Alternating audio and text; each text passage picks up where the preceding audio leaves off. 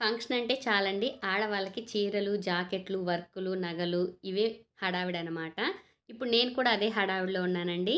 పిల్లలకి బట్టలు స్టిచ్చింగ్ చేయటం.